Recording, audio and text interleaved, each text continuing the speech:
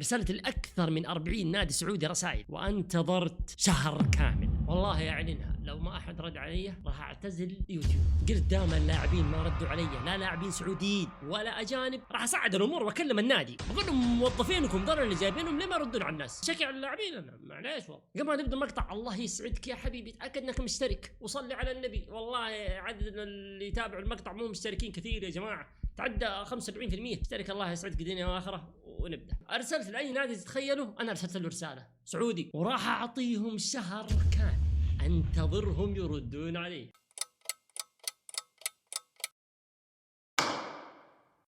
انا كيف ابدا الفيديو يا اخي؟ ايش المتعه هذه يا اخي؟ بالله العظيم ماني مصدق.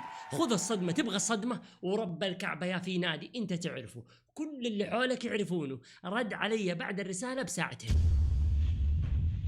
وزيدك من الشعر بيت، رد علي نادي ثاني، هيا شيل يلا. ثالث رد علي نادي ثالث، والله الجيم كان اليوم. وفي نادي اعوذ بالله الله يعطيهم العافيه انهم ردوا، لكن كل ما اشوف اسمه اتذكر الاهلي لما هبط. ايش هبط؟ هبطنا لما هبطنا يا اخي، اسحبها. لا والله امزح ترى، لما هبطنا لاني كنت حاضر هذيك المباراه ولقمنا في الجوهره. النادي الاول اللي رد علي بعد ساعتين من ارسال الرساله، ارحبوا تراحيب المطر قالوا لي يا اخي. اما الناديين الاخرين